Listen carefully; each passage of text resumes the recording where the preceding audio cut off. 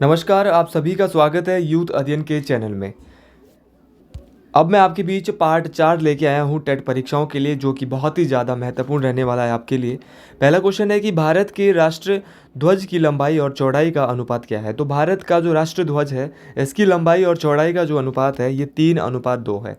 देखिए, अगर मैं बात करता हूँ भारत के राष्ट्र ध्वज की, राष्ट्र ध्वज में वो 3 रंग है: केसरी रंग, सफ़ेद रंग और हरा रंग। देखिए, भारत का जो राष्ट्रीय ध्वज है, नेशनल फ्लैग है, इसको अपनाया कब गया? तो इसको अपनाया गया था 22 जुलाई 1947। देखिए, ये भी एक इम्पॉर्टेंट क्वेश्चन है कि भारत का जो राष्ट्रीय ध्वज है, ये कब अपनाया गया? तो 22 जुलाई 1947 को इसको अपनाया गया। क्वेश्चन आता है कि राष्ट्रीय ध्वज में तीलियाँ कितनी हैं? तो 24 तीलियाँ हैं राष्ट्रीय ध्वज में।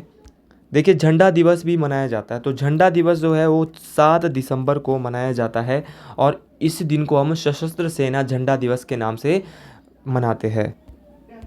अगले क्वेश्चन की बात करते हैं, अस्त्र मार्ग 1 क्या है? देखिए, अस्त्र मार्ग 1 क्या है? ऐसे क्वेश्चन भी पेपर में आते हैं। तो अस्त्र मार्ग 1 जो है मिसाइल है।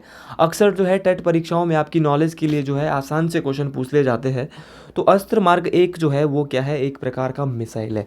देखिए, इसके अलावा भी बहुत सारी मिसाइल है, जैसे निर्भया। निर्भया भी क्या है? एक मिसाइल है। ब्रह्मोस, ब्रह्मोस जो है इंडिया और रशिया के द्वारा बनाई गई एक मिसाइल है। प्रहार, अग्नि और पृथ्वी, ये सारी की सारी क्या है? मिसाइल है। अगला क्वेश्चन बहुत इंपॉर्टेंट है कि कौन लोकप्रिय रूप से पहाड़ी सीमांत गांधी के नाम से जाना जाता है। देखिए, कौन लोकप्रिय रूप से पहाड़ी सीमांत गांधी के नाम से जाना जाता है? तो इनको जाना जाता है भज्जूमल को। देखिए, भज्जूमल को जो है पहाड़ी सीमांत गांधी कहा जाता है। अगर क्वेश्चन आता है पहाड़ी गांधी, तो पहाड़ी गांधी कौन है? बाबा काशीराम। लेकिन अगर पहाड़ी सीमांत गांधी की बात आएगी तो कौन है? भज्जूमल। और आर्किटेक्ट ऑफ हिमाचल प्रदेश के नाम से यशवंत सिंह परमार को जाना जाता है। अगले क्वेश्चन की मैं बात करता हूँ कि बिलासपुर रियासत का हिमाचल प्रदेश में विलय कब हुआ। देखिए, बिलासपुर रियासत जो है ये हिमाचल प्रदेश में कब मिली और ये हिमाचल प्रदेश का कौन से नंबर का ज़िला बना? तो 1 जुलाई 1954 को बिलासपुर जो है हिमाचल प्रदेश में इसको मिलाया गया और ये 5वें नंबर का ज़िला बना। देखिए, हिमाचल प्रदेश का जो गठन है वो 15 अप्रैल 1948 को हुआ है। ये मैं बहुत बार आपको बता चुका हूँ अपने हिमाचल की प्लेलिस्ट में भी, लेकिन अभी टेट परीक्षाओं की प्लेलिस्ट चल रही है तो उसमें दोनों क्वेश्चन जो है मिक्स होके आ रहे हैं, चाहे वो इंडियन जी के है चाहे वो अपना एचपीजी के है। तो 15 अप्रैल 1948 को हिमाचल का गठन हुआ था और उस समय हिमाचल में कितने ज़िले थे? 4 ज़िले, सिरमौर, मासू, मंडी और चंबा। 4 ज़िले थे। SMMC आप याद रखेंगे, सिरमौर, मंडी, मासू और चंबा 4 ज़िले थे जी उस समय जब हिमाचल प्रदेश का गठन हुआ था। उस समय 26 शिमला की जो है पहाड़ी रियासतों को मिलाया गया था। और याद रखना है, हिमाचल प्रदेश का 5वां जिला बना था बिलासपुर और छठा जिला 1960 में जो है वो कौन जुड़ा था? किन्नौर जुड़ा। अगले क्वेश्चन की बात करते हैं। अगला क्वेश्चन भी महत्वपूर्ण है, किस साधु की पूजा सिरमौर में की जाती है? देखिए, किस साधु की जो पूजा है वो सिरमौर में की जाती है? तो ऋषि जमदग्नि की जो पूजा है ये सिरमौर में की जाती है। देखिए, ऋषि जमदग्नि की अगर मैं बात करता हूँ तो ऋषि जमदग्नि रेणुका माता के पति है और रेणुका माता के पुत्र का नाम परशुराम भगवान है। देखिए, रेणुका झील भी है जो हिमाचल प्रदेश की सबसे बड़ी प्राकृतिक झील है और ये कहाँ पे है? सिरमौर ज़िले में है। देखिए, कुछ झीलें जो है आप अपने कुल्लू में भी है, जैसे कुल्लू में है भृगु झील है, सरयोलसर झील है, मनतलाई झील है, दशहर झील है, श्रिंगटिगु झील है। ये सारी की सारी झीलें कहाँ पे है? कुल्लू में है। अगले क्वेश्चन की मैं बात करता हूँ कि सिरमौर रियासत के संस्थापक कौन है। अगर मैं बात करता हूँ सिरमौर रियासत के संस्थापक की, तो सिरमौर रियासत के जो संस्थापक है इनका नाम है राजा रसालू। राजा रसालू के द्वारा सिरमौर रियासत की संस्थापक थे, स्थापना की गई थी। अगर मैं बात करता हूँ सिरमौर की, एक किताब बड़ी फेमस है जिसका नाम है तारीख ए रियासत सिरमौर। बहुत बारी पेपर में पूछी जाती है कि तारीख ए रियासत सिरमौर के राइटर कौन है? तो इनका नाम है राजा रणजौर सिंह। देखिए, सिरमौर की अगर मैं बात करता हूँ तो सिरमौर में नाहन शहर है और नाहन शहर जो बसाया था ये राजा करम प्रकाश के द्वारा बसाया गया था। मोती महल और शीश महल भी नाहन में स्थित है और ये बनाए गए थे राजा फतेह प्रकाश के द्वारा। करम प्रकाश ने नाम बनाया, नाहन शहर बनाया था और मोती महल और शीश महल बनाए थे फतेह प्रकाश ने। राजा शमशेर प्रकाश का नाम भी बड़ा फेमस है सिरमौर रियासत से। इन्होंने क्या किया था? इन्होंने जो है जब लॉर्ड लिंटन नाहन आए थे तो इनके लिए लिंटन मेमोरियल बनाया था। तो लिंटन मेमोरियल भी कहाँ पे? नाहन में। नाहन में ही स्थित एक सिरमौर की हिमाचल प्रदेश की सबसे पुरानी लाइब्रेरी है जो राजा अमर प्रकाश के द्वारा बनाई गई थी, जिसका नाम है महिमा लाइब्रेरी। तो महिमा लाइब्रेरी हिमाचल प्रदेश की सबसे पुराना पुस्तकालय है और किसके द्वारा बनाया गया था? राजा अमर प्रकाश के द्वारा बनाया गया था। इसके अलावा सिरमौर में ही एक आंदोलन होता है, पजोता आंदोलन। पजोता आंदोलन जो है राजा राजेंद्र प्रकाश के टाइम हुआ था और कब हुआ था? 1942 में। और कब हुआ था? सिरमौर में हुआ था ये 1942 में, और राजा थे राजेंद्र प्रकाश। अगली क्वेश्चन की बात करते हैं, हिमाचल में राष्ट्रपति शासन कब लागू हुआ? अगर मैं बात करता हूँ हिमाचल में राष्ट्रपति शासन की, तो हिमाचल प्रदेश में जो राष्ट्रपति शासन है वो 2 बार लगा। एक बार लगा था 1977 में पहली बार, और दूसरी बार लगा था 1992 में। तो इसका आंसर 1992 आना था। 2 बार जो है, एक बार 1977 में सर हुआ था और एक बार जो है 1992 में जो है राष्ट्रपति शासन हिमाचल प्रदेश के अंदर जो है वो लगा था। अगर मैं बात करता हूँ कि भाई इमरजेंसी जो है कितने प्रकार की होती है, तो इमरजेंसी जो है वो 3 प्रकार की होती है। एक इमरजेंसी होती है नेशनल इमरजेंसी, जो कि आर्टिकल 352 में बताई गई है, नेशनल इमरजेंसी। इसके अलावा होती है दूसरी, जब सरकार नहीं चल पाती है तब लगता है प्रेसिडेंट रूल, जिसको हम स्टेट इमरजेंसी बोलते हैं, और स्टेट इमरजेंसी की बात की गई है 356। अगली है आर्टिकल 360 में फाइनेंशियल इमरजेंसी, और फाइनेंशियल इमरजेंसी की बात जो है 360 में की गई, और भारत में एक बार भी जो है फाइनेंशियल जो वित्त जो आपातकाल अभी तक नहीं लगा है। अगले क्वेश्चन की बात करते हैं। अगला क्वेश्चन भी बहुत ज़्यादा महत्वपूर्ण है। प्रदेश की धामी रियासत का गोलीकांड कब हुआ? बहुत बार मैं ये क्वेश्चन आपके बीच रिपीट कर चुका हूँ, एक बार नहीं 1000 बार भाई। हिमाचल प्रदेश के जो मैं पार्ट, जो मेरी प्लेलिस्ट है चल रही है, इसमें भी बता रहा हूँ, और बार बार जितने भी मेरे प्लेलिस्ट चल रही इसमें मैं बार बार आपको बोल रहा हूँ धामी रियासत। तो इंपॉर्टेंट क्वेश्चन है ये। तो धामी गोलीकांड जो हुआ था ये 1939 में हुआ था। बात करते हैं धामी रियासत की। धामी रियासत की स्थापना गोविंद पाल ने की थी, और धामी की जो कैपिटल है, राजधानी है धामी रियासत की, वो कहाँ पे थी भाई? हलोग में थी, और हलोग में ही पत्थर का खेल मेला भी होता है। अगली क्वेश्चन की बात करते हैं, वर्तमान में हिमाचल प्रदेश के शिक्षा मंत्री कौन है? तो ये तीनों नहीं है भाई। कौन है? रोहित ठाकुर। रोहित ठाकुर जो है वो वर्तमान में हिमाचल प्रदेश के क्या है? शिक्षा मंत्री है। देखिए मैं बात करता हूँ रोहित ठाकुर की, ये तो है शिक्षा मंत्री, लेकिन अगर मुख्यमंत्री पूछे जाते हैं तो मुख्यमंत्री जो है ये ठाकुर सुखविंदर सिंह सुक्खू। लेकिन हिमाचल प्रदेश के प्रथम उप मुख्यमंत्री कौन है? तो इनका नाम है मुकेश अग्निहोत्री। मुकेश अग्निहोत्री उप मुख्यमंत्री तो है ही है, इसके साथ साथ ये आईपीएस मंत्री भी है, जल शक्ति मंत्री भी है, और परिवहन मंत्री भी कौन है? मुकेश अग्निहोत्री। एग्रीकल्चर मंत्री कौन है भाई? कृषि मंत्री कौन है? तो कृषि मंत्री है चंद्र कुमार। स्वास्थ्य मंत्री है धनीराम शांडिल। इंडस्ट्रियल मंत्री, उद्योग मंत्री जो है वो है हर्षवर्धन सिंह चौहान जी। और पीडब्ल्यूडी मंत्री, लोक निर्माण विभाग के जो मंत्री है विक्रमादित्य सिंह। और पंचायती राज के जो मंत्री है इनका नाम है अनिरुद्ध सिंह। तो ये सारा मंत्रालय है, ये भी आपने याद रख के जाना है एग्जाम में। अगली क्वेश्चन की बात करते हैं, 1805 ईस्वी में कांगड़ा पर किसने आक्रमण किया था? देखिए 1805 ईस्वी में जो है वो कांगड़ा पे जो आक्रमण किया था ये गोरखाओं के द्वारा, और गोरखाओं के जो लीडर थे इनका नाम था अमर सिंह थापा।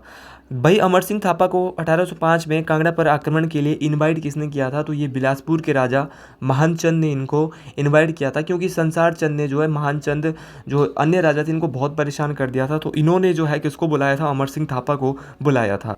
और भाई महल मोरियो में एक युद्ध हुआ था, और महल मोरियो कहाँ पे पड़ता है? ये हमीरपुर में है। और हमीरपुर की अगर मैं बात करता हूँ, महल मोरियो तो हमीरपुर में है, जहाँ पे संसार चंद को इन्होंने हराया था। यही हमीरपुर में एक मेला लगता है गसोता मेला, ये बड़ा फेमस है। और बाबा बालकनाथ मंदिर और बाबा बालकनाथ का मेला भी कहाँ पे होता है? ये भी अपना हमीरपुर में ही लगता है। एक बील कालेश्वर मंदिर है, तो बील कालेश्वर मंदिर भी कहाँ पे? हमीरपुर में है। लेकिन अगर क्वेश्चन आएगा, ये तो बील कालेश्वर है, बील कालेश्वर कहाँ है? हमीरपुर में। लेकिन अगर आता है कालेश्वर मंदिर, तो कालेश्वर मंदिर की अगर मैं बात करता हूँ तो कालेश्वर मंदिर है कांगड़ा में, और कालेश्वर मेला भी कहाँ लगता है? ये भी कांगड़ा में लगता है। तो आप इसमें बिल्कुल गलत ना करें, बिल कालेश्वर हमीरपुर में है और कालेश्वर कांगड़ा में है। अगले क्वेश्चन की बात करते हैं, शिमला में भारत छोड़ो आंदोलन का नेतृत्व किसने किया था? तो भारत छोड़ो आंदोलन का जो नेतृत्व है ये महारानी अमृत कौर के द्वारा किया गया था, और भारत की पहली महिला केंद्रीय मंत्री कौन थी? अमृत कौर। अगले क्वेश्चन की बात करते हैं, चंद्रताल झील हिमाचल प्रदेश के किस जिले में स्थित है? देखिए चंद्रताल झील जो है ये हिमाचल प्रदेश के किस जिले में स्थित है? तो ये लाहौल स्पीति में स्थित है। सूरजताल भी कहाँ पर है? यहीं पे है। यूनामसो झील, दीपक ताल झील, ये सारी की सारी झीलें जो है ये कहाँ पे है? लाहौल स्पीति में ही स्थित है। कौन सी? चंद्रताल, सूरजताल, यूनामसो, दीपक ताल। अगले क्वेश्चन की बात करते हैं, इनमें से कौन सा सिंधु घाटी सभ्यता का स्थल अब पाकिस्तान में है? देखिए सिंधु घाटी सभ्यता का स्थल पूछा गया है जो अब वर्तमान में पाकिस्तान में स्थित है, तो ये कौन सा है? हड़प्पा। हड़प्पा जो है वर्तमान में कहाँ पर स्थित है? पाकिस्तान में स्थित है। अगर मैं बात करता हूँ हड़प्पा की, तो हड़प्पा से जो हमें इससे पहले हम बात करते हैं लोथल की। लोथल जो है, लोथल कहाँ पे पड़ता है? गुजरात में। कालीबंगा कहाँ पे पड़ता है? राजस्थान में। और जी हमारा आलमगीरपुर कहाँ पड़ता है? ये आपने जो है ये भी गुजरात में ही पड़ता है। हड़प्पा से हमें क्या क्या मिला था? तो हड़प्पा की जो खोज है सबसे पहले ये पता होना चाहिए, दयाराम साहनी के द्वारा की गई थी। यहाँ से जो हमें 6 अन्नागार मिले थे, प्लस हमें बर्तन पर मछुआरे के चित्र भी हड़प्पा से मिले थे। और शंख पर बैल बना हुआ ये चित्र भी कहाँ से मिले थे? हमें कहाँ से मिले थे जी? हड़प्पा से ही मिले थे। पुराने समय में जो है गाय की सबसे अधिक पूजा की जाती थी और गाय को सबसे अधिक महत्व दिया जाता था।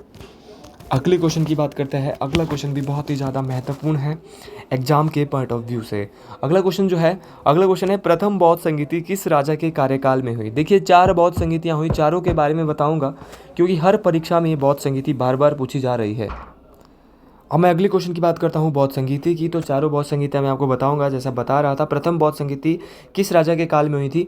तो ये जो हुई थी, ये हुई थी अजातशत्रु के समय। प्रथम बौद्ध संगीति अगर मैं बात करता हूँ तो ये वैशाली में, राजगिरी में हुई थी। और किसके टाइम हुई थी? अजातशत्रु के टाइम। लेकिन दूसरी बौद्ध संगीति जो हुई थी, ये कालाशोक के टाइम हुई थी। और कहाँ पे हुई थी? वैशाली में हुई थी।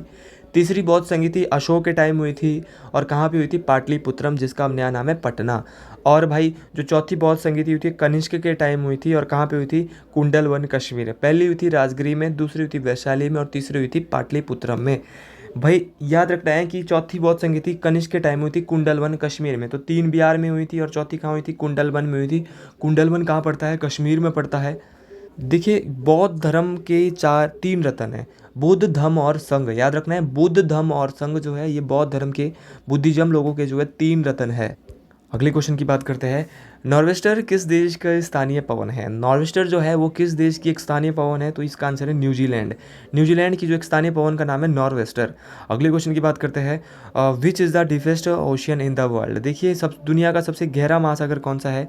तो यह है प्रशांत महासागर।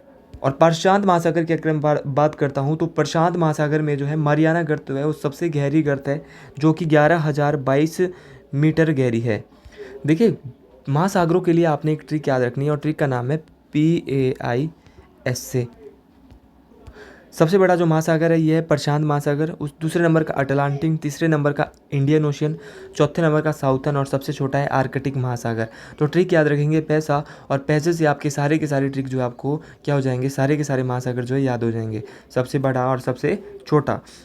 अगला क्वेश्चन जो है, डायमंड का सबसे बड़ा उत्पादक कौन है? देखिए डायमंड का जो सबसे बड़ा जो उत्पादक है हीरे का, वो कौन है?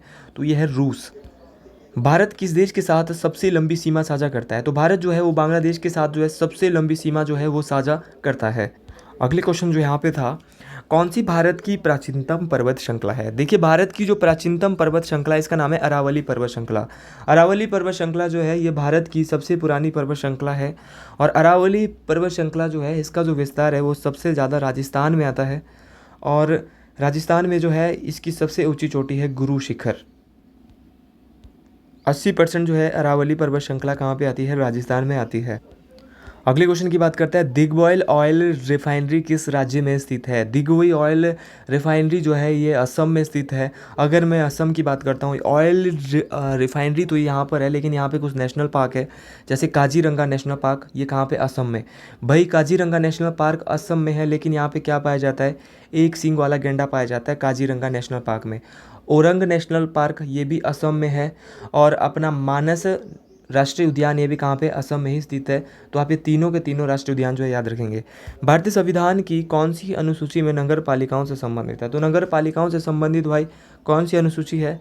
तो यहाँ पे जो आना था 12वीं अनुसूची। 12वीं अनुसूची यहाँ पे ऑप्शन इनमें से कोई नहीं आना था। तो 12वीं अनुसूची जो है ये नगर पालिकाओं से संबंधित है। 11वीं अनुसूची के बारे में भी मैं बोल देता हूँ, नगर पालिकाओं से कौन सी है? 12वीं अनुसूची है। लेकिन 11वीं जो है वो किससे है? 11वीं जो है पंचायती राज से संबंधित है। अगले क्वेश्चन की बात करते हैं। अगला क्वेश्चन बहुत ज़्यादा इम्पॉर्टेंट है। राज्यसभा का पदेन अध्यक्ष कौन होता है? तो राज्यसभा का जो पदेन अध्यक्ष होता है इसका नाम होता है उपराष्ट्रपति। उपराष्ट्रपति जो है पदेन अध्यक्ष होता है किसका भाई? राज्यसभा का। अगर मैं बात करता हूँ भारत के उपराष्ट्रपति की तो इनका नाम है जगदीप धनखड़। वर्तमान में कौन है? जगदीप धनखड़। राष्ट्रपति कौन है? द्रौपदी मुर्मू। उपराष्ट्रपति की अगर मैं बात करता हूँ, उपराष्ट्रपति को शपथ भी राष्ट्रपति दिलाता है और त्यागपत्र भी किसको देता है? राष्ट्रपति को ही देता है। ये भी दोनों ही क्वेश्चन आपके लिए बहुत इंपॉर्टेंट है। अगले क्वेश्चन की बात करते हैं, यूनियन ट्रस्ट ऑफ इंडिया की स्थापना किस वर्ष हुई? तो ये हुई थी 1960 4 में। अगली क्वेश्चन की बात करते हैं, निम्नलिखित किसके द्वारा पोलियो होता है? तो पोलियो जो होता है ये विषाणु के वायरस के द्वारा होता है, और पहली जो पोलियो की जो वैक्सीन है वो जॉन सॉल के द्वारा बनाई गई थी। और याद रखना है WHO के द्वारा पोलियो डे जो है वो 24 अक्टूबर को मनाया जाता है। अगली क्वेश्चन की बात करते हैं, प्रसिद्ध शूलिनी देवी मंदिर कहाँ पर स्थित है? प्रसिद्ध शूलिनी देवी जो मंदिर है वो सोलन में स्थित है। देखिए शूलिनी मेला भी होता है, और कब होता है? जून के महीने में, भी आने वाले अगले महीने में जब आपका टेट होगा उस दौरान जो है ये शूलिनी मेला भी मनाया जाएगा। अगले क्वेश्चन की अगर बात करते हैं, और इसके अलावा सोलन में जो है जटोली मंदिर भी है, मोहन पार्क भी, प्रसिद्ध मोहन पार्क भी कहाँ पे है? सोलन में ही है। और बड़ोग जो सबसे लंबी सुरंग है कालका शिमला रेलवे लाइन की, वो भी सोलन में है। यशवंत सिंह परमार हॉर्टिकल्चर यूनिवर्सिटी, ये भी नौणी सोलन में है, इसको 1985 में बनाया गया था। बलजीत कौर एक पर्वतारोही है, ये भी कहाँ से? सोलन से ही स्थित है। तो ये कुछ क्वेश्चन थे जो सोलन से संबंधित है। आप सारे क्वेश्चन जो है याद रखेंगे दोस्तों। देखिए आपको ये क्वेश्चन याद रखने हैं, लेकिन एक क्वेश्चन के साथ जो मैं अन्य क्वेश्चन आपको बताता हूँ ना दोस्तों, ये सारे क्वेश्चन आपने याद रखने, क्योंकि इंपॉर्टेंट तो आपके लिए वो है। जैसे सोलन के मैंने बताया आपको, इतने सारे क्वेश्चन बता दिए। शूलिनी मेला कब होता है, जटोली मंदिर, मोहन पार्क, बड़ोग सुरंग, वाइस परमार यूनिवर्सिटी कब बनी, बलजीत कौर कौन थी, भाई सारे क्वेश्चन आपने याद रखने हैं। बहुत इंपॉर्टेंट सीरीज़ है ये, मैं बोलता हूँ कि one of the best series है भाई, क्योंकि मैं खुद भी जो है मेरा TGT कमीशन है, मैं तैयारी कर रहा हूँ, और टेट की तो मैं बिल्कुल अच्छे से आपकी तैयारी करवा दूंगा। मिल्खा सिंह को किस नाम से जाना जाता है? तो मिल्खा सिंह को जो है अन्य किस नाम से जाना जाता है? तो इनको फ्लाइंग सिख के नाम से जाना जाता था। किसको? मिल्खा सिंह को। अगर मैं बात करता हूँ मिल्खा सिंह की, तो ये जो है एथलीट थे। शक संवत का पहला महीना कौन सा होता है? देखिए पहली बात, शक संवत जो है किसके द्वारा शुरू किया गया था? तो कनिष्क के द्वारा शक संवत शुरू किया गया था। और शक संवत का जो पहला महीना होता है ये चैत्र होता है। कौन सा होता है? चैत्र जो है शक संवत का जो है वो भैया कौन सा महीना होता है? पहला महीना होता है। कनिष्क जो है किस वंश के से थे? कुषाण वंश से जो है कनिष्क का क्या था? संबंध था। कुषाण वंश के सबसे शक्तिशाली राजा थे कनिष्क। इसके बाद आगे बात करते हैं, वर्तमान में इसरो के अध्यक्ष कौन है? देखिए ये वही इसरो है जिन्होंने चंद्रयान 3 14 जुलाई 2023 को जो है वो छोड़ा था चांद के लिए। तो चंद्रयान के अध्यक्ष कौन है पूछा जा सकता है, तो इनका नाम है एस सोमनाथ। एस सोमनाथ जो है ये क्या है? वर्तमान में जो है इसरो के अध्यक्ष है। लेकिन अगर पूछा जाएगा भाई इसरो की स्थापना कब हुई, तो 1969 में इसरो की स्थापना हुई। इनका जो हेडक्वार्टर है ये कहाँ पे है? बेंगलोर। याद रखेंगे हेडक्वार्टर कहाँ पे जिनका? बेंगलोर में जिनका हेडक्वार्टर है। और हेडक्वार्टर कहाँ पे? बेंगलोर में। देखिए वर्तमान में भारत के चीफ इलेक्शन कमिश्नर जो है इनका नाम है राजीव कुमार। और भारत के जो महान्यायवादी है वर्तमान में, इनका नाम है R वेंकट रमणी। कैग जो है भारत के, इनका नाम है गिरीश चंद्र मुर्मू। अगली क्वेश्चन की बात करते हैं, वर्तमान में हिमाचल प्रदेश के मुख्य सचिव, तो वर्तमान में मुख्य सचिव जो है वर्तमान में, इनका नाम है जी प्रबोध सक्सेना। प्रबोध सक्सेना जो है ये वर्तमान में chief secretary of Himachal Pradesh है। लेकिन अगर पूछे जाएंगे भाई ये तो वर्तमान में, पहले कौन है? तो पहले जो है मैं बहुत बार बोल चुका हूँ KL मेहता। KL मेहता या KS मेहता भी कहीं पे होता है, तो दोनों नाम आप याद रखेंगे। अगले क्वेश्चन की बात करते हैं, कौन सी नदी हिमाचल प्रदेश के सिरमौर जिले को लगभग 2 बराबर भागों में बांटती है? तो ये है गिरी नदी। गिरी नदी एक ऐसी नदी है जो सिरमौर जिले को 2 बराबर भागों में बांटती है, एक ट्रांसगिरी और एक शीशगिरी। देखिए गिरी नदी जो है ये कुफर चोटी से आती है, और यमुना की ये सहायक नदी है। अगर मैं यमुना की बात करता हूँ तो यमुना नदी जो है हिमाचल में बहने वाली सबसे छोटी नदी है। और याद रखना है कि यमुना जो है ये हिमाचल प्रदेश में खोदर माजरी नामक स्थान से एंटर होती है, और हिमाचल को ताजेवाला के पास छोड़कर हरियाणा में चले जाती है। और दिल्ली शहर किस नदी के पास है? यमुना के पास है। और अगर मैं बात करता हूँ पूरे ऑल इंडिया की, तो गंगा की सबसे बड़ी सहायक नदी है कौन सी? यमुना। और हिमाचल में सबसे कम बहने वाली नदी भी कौन सी? यमुना। मात्र एक ज़िले में बहती है, अपना सिरमौर जिला। अगले क्वेश्चन की बात करते हैं, हिमाचल प्रदेश सरकार द्वारा प्रदेश को देश का पहला हरित ऊर्जा वाला राज्य बनाने का लक्ष्य किस वर्ष तक निर्धारित किया गया? देखिए हिमाचल प्रदेश सरकार ने जो है हिमाचल प्रदेश को एक ग्रीन एनर्जी वाला स्टेट बनाना है, लेकिन ये टारगेट जो है इनमें से कोई नहीं, तो 2026 तक रखा गया है हिमाचल के मुख्यमंत्री सुखविंदर सिंह सुक्खू जी के द्वारा। अगले क्वेश्चन की बात करते हैं, मनु रंगशाला हिमाचल प्रदेश में कहाँ स्थित है? जब भी मनु की बात होती है तो मनु का एकमात्र मंदिर हिमाचल प्रदेश में स्थित है। पूरे भारत में। तो ये कहाँ पे है? मनाली में स्थित है। देखिए अगर मैं बात करता हूँ मनु मंदिर, ये भी मनाली में है, और मनु रंगशाला भी कहाँ पे? मनाली में स्थित है। मनाली के की अगर बात करें तो मनाली से रिलेटेड हम कुल्लू की बात कर लेते हैं। कुल्लू में एक नंगड़ जगह है, और नंगड़ से बार बार पूछी जाती है निकोलस रोरिक आर्ट गैलरी। तो Nicholas Roerich art gallery Kullu के नंगड़ में स्थित है, तो आप ये याद रखेंगे। देखिए अगला क्वेश्चन है, वर्तमान में हिमाचल प्रदेश के राज्यपाल कौन है? तो हिमाचल प्रदेश के जो राज्यपाल है इनका नाम है शिव प्रताप शुक्ला, और पक्का किसी ना किसी टेट परीक्षा में ये क्वेश्चन आपको देखने को मिलेगा। वर्तमान में हिमाचल प्रदेश के जो राज्यपाल है इनका नाम शिव प्रताप शुक्ला है, और ये जो है इनके जो भवन जहाँ ये रहते थे इसका पुराना नाम था देखिए राजभवन में इनका जो है स्थान है, लेकिन ये राजभवन का जो पुराना नाम है वो था बर्न्स कोर्ट। क्या नाम था? बर्न्स कोर्ट जो है राजभवन का पुराना नाम था। इसी बर्न्स कोर्ट में शिमला समझौता हुआ था 1972 को। 1972 को इंदिरा गांधी और पाकिस्तान के राष्ट्रपति जुल्फिकर भुट्टो के बीच शिमला समझौता हुआ था। देखिए आपको पहले गवर्नर के बारे में भी पता होना चाहिए। तो पहले गवर्नर थे हिमाचल प्रदेश के एस चक्रवर्ती। अगला क्वेश्चन है, ये एक थोड़ा सा पुराना क्वेश्चन हो गया है थोड़ा। किस देश ने आईसीसी वर्ल्ड टेस्ट चैंपियनशिप 2023 जीता? तो ये जीता था जी अपने ऑस्ट्रेलिया ने। तो test championship ICC world test championship जीती थी ऑस्ट्रेलिया ने। लेकिन अगर क्वेश्चन आएगा कि 2023 का वर्ल्ड कप, पुरुष वर्ल्ड कप जो 4 साल बाद आता है, वो भी किसने जीता? ऑस्ट्रेलिया ने जीता। तो ये आप बिल्कुल गलत ना करें। अगले क्वेश्चन की बात करते हैं, 2024 में ओलंपिक खेलों की मेज़बानी कौन सा देश करेगा? तो 2024 में जो है ओलंपिक खेलों की जो मेज़बानी करने वाला देश है वो कौन सा है? तो ये करेगा पेरिस, फ्रांस। फ्रांस की राजधानी पेरिस में जो है ओलंपिक खेल होंगे 2024 के।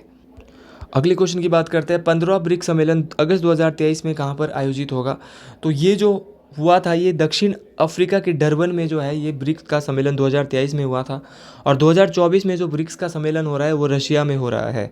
देखिए ब्रिक्स की जो स्थापना है ये 2006 में हुई थी, और 2010 में इसमें जुड़ा था दक्षिण अफ्रीका, और 2014 में ब्रिक्स देशों ने अपना बैंक बनाया था जिसका नाम था एनडीबी। तो एनडीबी एक किसका बैंक है? जी ब्रिक्स देशों का बैंक है एनडीबी, न्यू डेवलपमेंट बैंक।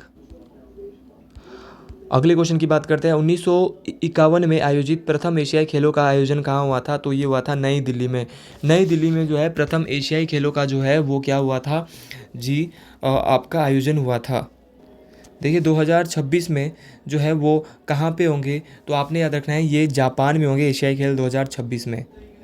देखिए अगर मैं कुछ खेलों की बात करता हूँ तो खेलों से रिलेटेड जैसे फुटबॉल है, तो फुटबॉल से रिलेटेड एक खेल है डूरंड कप। डूरंड कप जो है ये अन्ना डेल में शुरू हुआ था, और याद रखना है कि जो डूरंड कप है ये 1888 में शुरू किया गया था शिमला के अन्ना डेल से। देखिए दोस्तों डेविस कप जो है ये टेनिस खेल से संबंधित है। जैसे पीसी राय ट्रॉफी का संबंध फुटबॉल से है, रोवर्स कप का संबंध फुटबॉल से है, संतोष ट्रॉफी का संबंध फुटबॉल से है, आगा खां कप का संबंध हॉकी से है, Irani trophy, Duleep trophy, Ranji trophy इसका संबंध किससे है जी? अपना क्रिकेट से है। तो ये सारी चीज़ें आपने याद रखनी है। कुछ ये महत्वपूर्ण ट्रॉफियाँ थी। अब मैं एक बार बात करता हूँ यूएनओ की। यूएनओ जो है वो दुनिया का सबसे बड़ा संगठन है। इसके बारे में टेट परीक्षाओं में बार बार पूछा जा रहा है, तो आप यूएनओ के बारे में बिल्कुल ध्यान से पढ़ ले। और जिसको आवश्यकता है कि वो प्रॉपर यूएनओ के भी सर हमें नोट्स चाहिए, जैसे मैं किसी को अब क्वेश्चन पेपर भी प्रोवाइड करा रहा हूँ, तो आप ये मेरा नंबर है भाई, इस नंबर पे आप जो है वो कांटेक्ट कर लेना। आपको जो है मैं फ्रीली, देखो भाई मैं फ्री में जो अवेलेबल करा रहा हूँ। कोई भी आज की डेट में बिना पैसों की बात ही नहीं करता। मैं तो भाई फ्री में आपको अवेलेबल करा रहा हूँ। मेरा नंबर है 7876145409। देखिए आप वीडियो शेयर करें, प्यार दे, लाइक दे, सब्सक्राइब दे, भाई यही चाहिए आप लोगों से, बाकी कुछ नहीं चाहिए। 78 761 और 45 409 ये मेरा नंबर है। आप फ्रीली जो है मैं आपको क्वेश्चन पेपर, मैं आपको नोट्स जो है वो प्रोवाइड करा दूँगा टेट परीक्षाओं के लिए। तो टेट परीक्षाओं की सीरीज़ चल रही है, अब इसको जब तक हमारे टेट परीक्षा ख़त्म नहीं होगी तब तक ये सीरीज़ चलाते रहेंगे। आपको बिल्कुल भी टेंशन नहीं लेनी है भाई, ये सीरीज़ अभी चल रही है, लगातार चल रही है। अगर आपने पार्ट 1 पार्ट 2 नहीं देखा है, पार्ट 3, तो पहले वो जाके देख ले, तभी आपका जो है कार्य ठीक से चलने वाला है। तो आज के लिए इतना ही, धन्यवाद।